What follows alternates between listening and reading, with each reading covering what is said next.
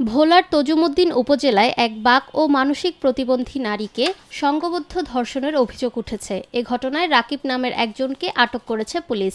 সর্বোচ্চ চিকিৎসা দিতে থাকি। আমরা চিকিৎসা করতে গিয়ে দেখি যে তার আসলে ওখানে সার্ভাইকাল একটা টিয়ার হয়েছে।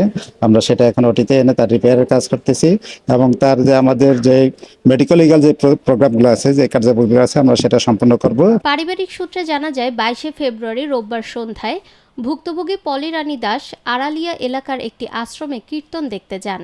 রাত আনুমানিক 8টার দিকে কীর্তন শেষে বাড়ি ফেরার পথে কীর্তন মাঠের পশ্চিম উত্তর পাশে একটি বাগানে 3 ব্যক্তি তাকে জোরপূর্বক নিয়ে যায় এবং সংঘবদ্ধ ধর্ষণ করে। এখন তারা আমার আত্মীয় স্বজন তোরা বাড়িতে চিৎকুর বাক্কর দিইনি, বাড়িতে কিনে ইয়ানে এরকম চিৎকুর বাক্কর করে কে এরকম করে কে পরে দেখে আমার মেয়ে। তা রাত্রে তো আর কিছু করো না, ওর জায়গাতে সব রক্ত বেঁচে। এখন আমি কইছি যে আমি বিচার চাই। আমি মেয়ে কীর্তন কালকে 12টার দিকে কীর্তন শুনতে গেছে। কীর্তন শুনতে রাত্রে কয় কি মা আমি একটু মেলায় ঘুরুম মেলা দেখে ও মেলা ঘুরতে গেছে গুন্ডা গজন মনে কি আছে তাও তো জানে না মেয়ে গেছে রে ওর ওকুল গুন্ডারা বের করে লই গেছে মুখ চাপিয়া নিয়ে নিতে যে বাঘের ভিতর নিয়ে অক্সিডেন্ট করছে করি নিয়ে কুতন যারে ওই নিয়ে অজ্ঞান করি রোডের মধ্যে ফালাই তুইছি।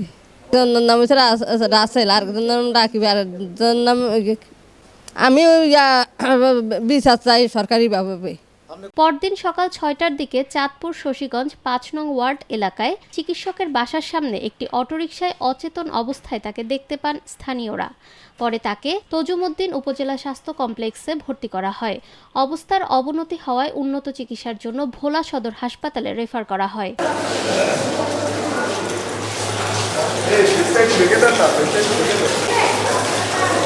এ বিষয়ে অতিরিক্ত পুলিশ সুপার মোহাম্মদ ইব্রাহিম বিজয় জানান, ঘটনার সঙ্গে জড়িতদের বিরুদ্ধে আইনানুগত ব্যবস্থা গ্রহণের প্রক্রিয়া চলছে। একজনকে আটক করা হয়েছে এবং অন্যদের গ্রেফতারে অভিযান অব্যাহত রয়েছে। আচ্ছা, আপনারা জানতে পেরেছেন যে গতকালকে রাতে তজুমুদ্দিনে একটা ঘটনা ঘটেছে, গণধর্ষণের ঘটনা। ভিকটিম সকাল 8টায় উদ্ধার হয়েছে, তিনি এখন ভোলা সদর হসপিটালে চিকিৎসাধীন আছে। তা আমরা ভিকটিম একটু বাক প্রতিবন্ধী, তিনি পুরোপুরি কথা বলতে পারেন, অনেক ক্ষেত্রে কথা জড়িয়ে যায়, তার সম্পূর্ণ কথা বোঝা যায় না। তার কাছ থেকে যতটুকু জেনেছি আমরা 3 জনের নাম পেয়েছি। আপনারা ইতিমধ্যে অনেকের নাম শুনেছেন।